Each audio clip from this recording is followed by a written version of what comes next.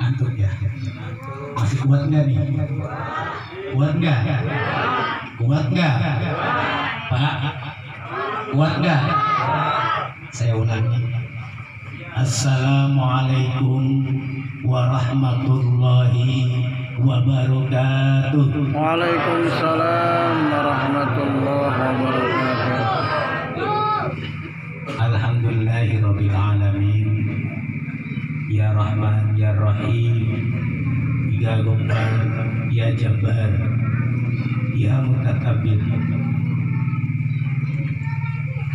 Yang saya hormati wabil khusus para kesepuhan, para tokoh ulama, dan juga wabil khusus guru kita yaitu Kiai Badrudin. Punten, mohon maaf kalau saya salah ucap. Pimpinan Pondok Pesantren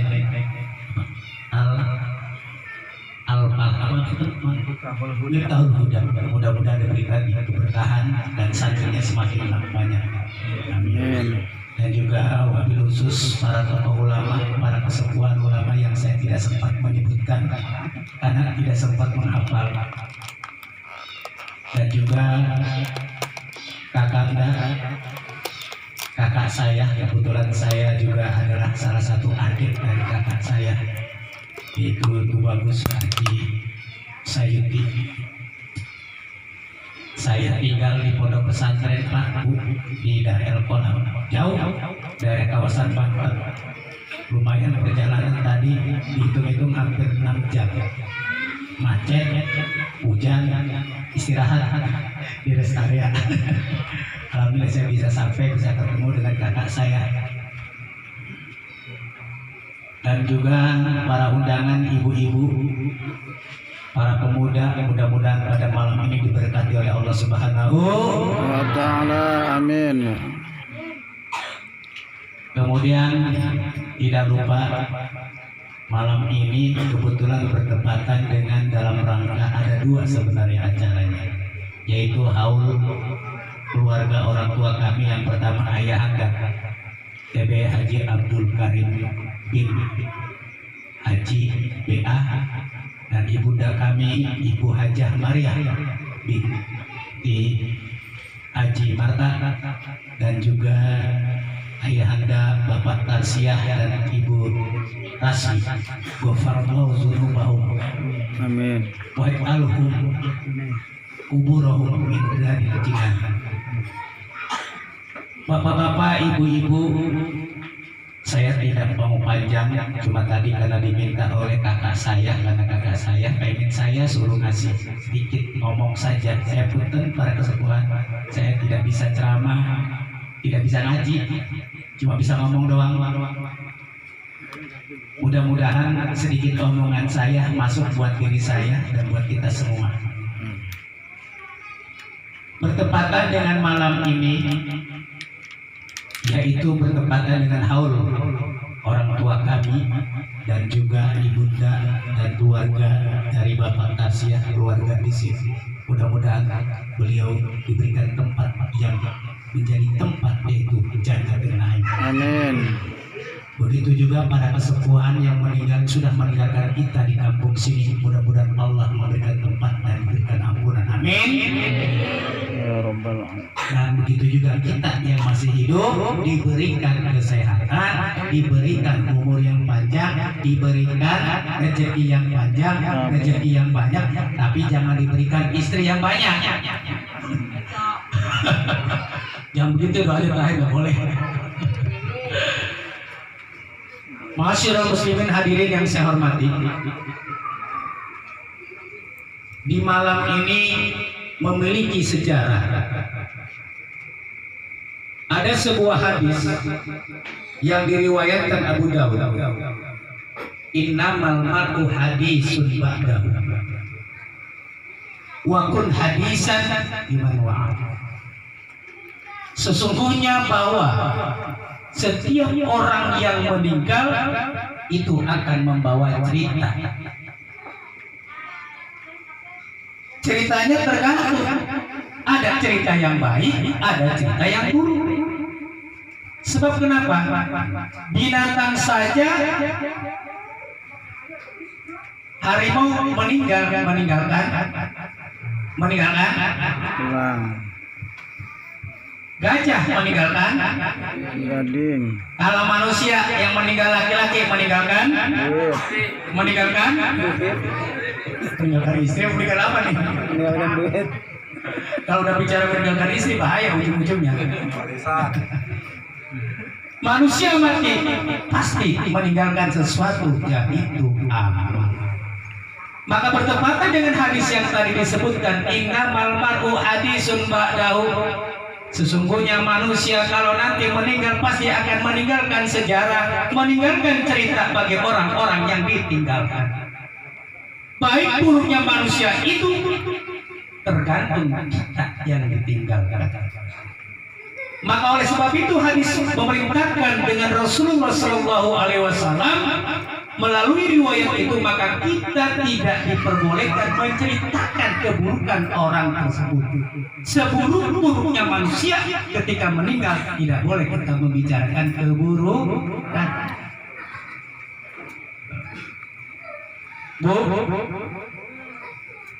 Sebab kenapa? Bertepatan dengan malam Rajab, bertepatan dengan Isra Mi'raj. Saya tadi teringat yang dibacakan oleh Qari. Subhanalladzi asra bi 'abdihi lailan minal masjidil haram. Sesungguhnya Allah Maha Kuasa, Allah mengangkatkan dan memberangkatkan Rasulullah, diberangkatkan di tengah malam dalam satu hari satu malam. Suruh ngapain?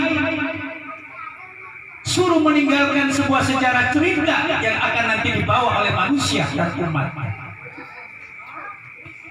Berarti ada kaitannya dengan manusia ketika meninggal, nama dan meninggal keburukan atau kebaikan. Maka Rasulullah SAW membuktikan sejarah bahwa ketika Rasulullah meninggal wafat, maka Rasulullah membawa nama, membawa sejarah bagi umat yang ditinggalkan. Betul.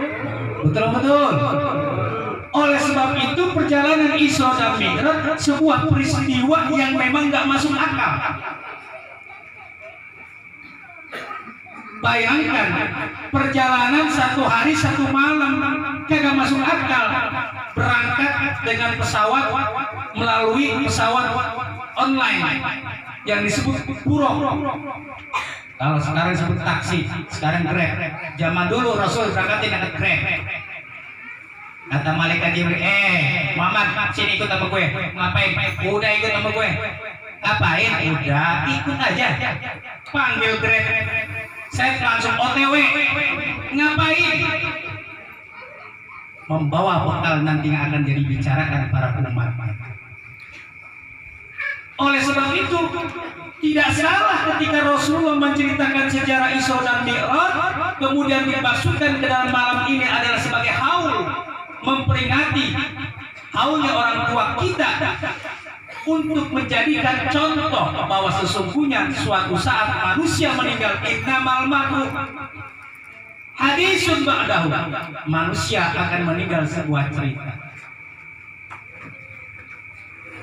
Ceritanya apa? Banyak. Apalagi kalau yang misalnya yang meninggal orangnya nggak benar meninggal. Innalillahi wa inna ilaihi raji'un.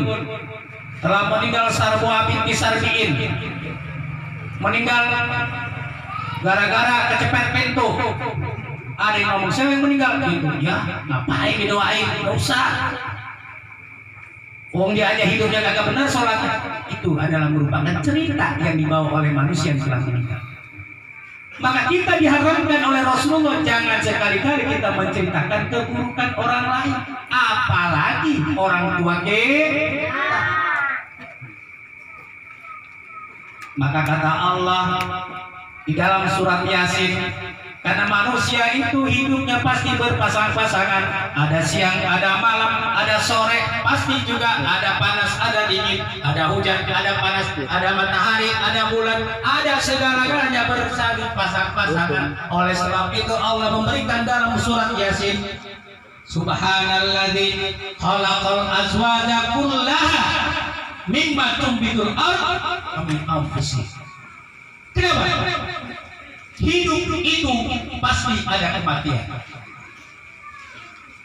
Manusia muncul di dunia sebelumnya pasti di dalam alam gaib. Ada gaib, ada wujud. Ada siang, ada malam. Ada laki-laki, ada perempuan. Ada pernikahan laki dengan sama-sama perempuan. Nggak ada istilah laki dengan laki, lanang dengan lanang.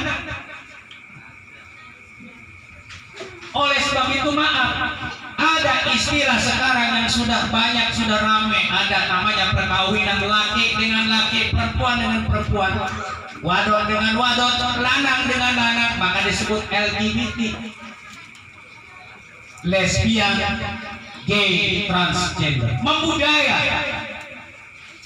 Apakah itu tidak pernah terjadi? Terjadi pada zaman sejarah Nabi. Pada saat itu ada namanya sejarah tempat yang itu daerah. Disitulah terjadinya karena Allah menghancurkan umatnya karena pada saat itu melakukan perbuatan yang dilarang oleh Allah.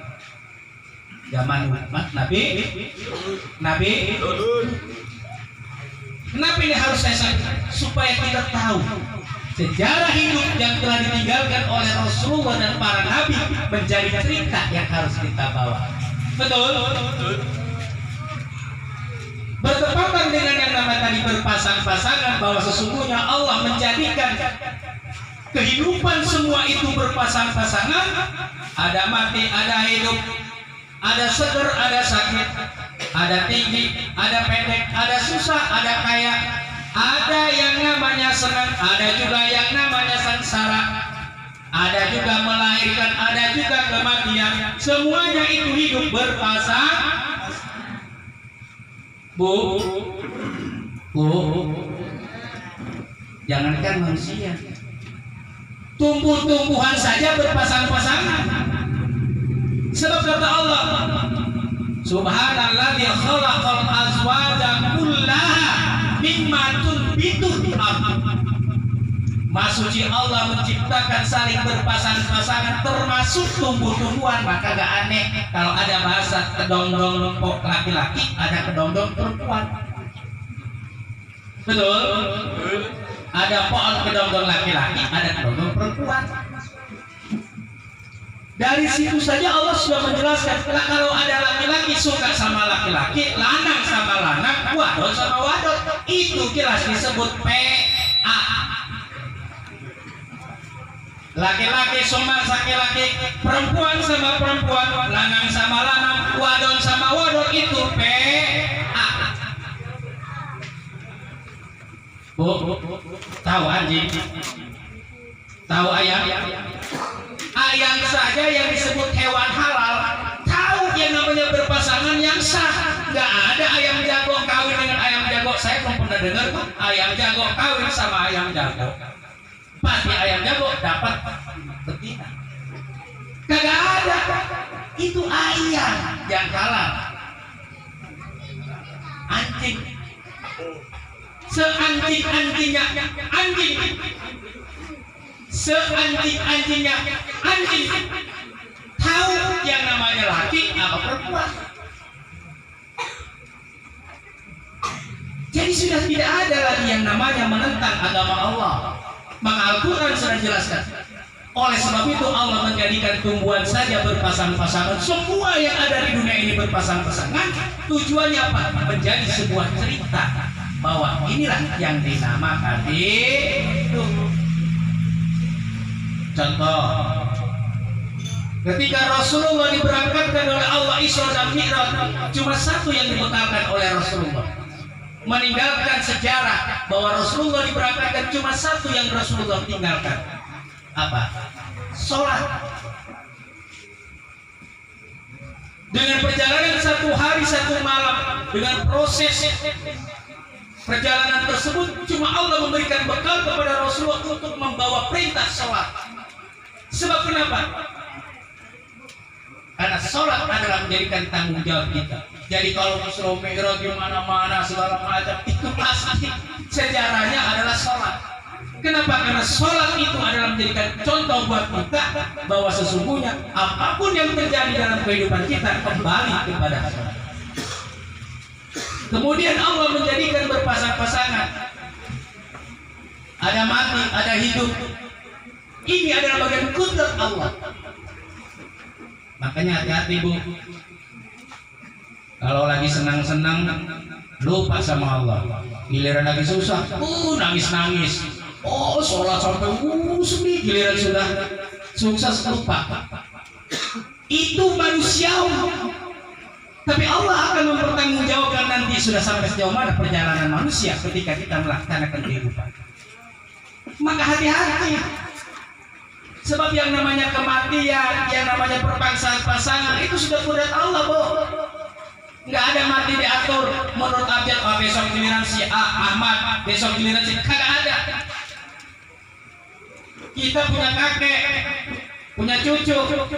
Kadang-kadang kakeknya walaupun sudah tua, yang duluan cucunya. Begitu. Jadi hidup dan mati diatur oleh Allah. Kemudian dipersatukan oleh Allah supaya menjadi sempurna kehidupan ini oleh Allah melalui proses Rasulullah yang diawali oleh Nabi Adam.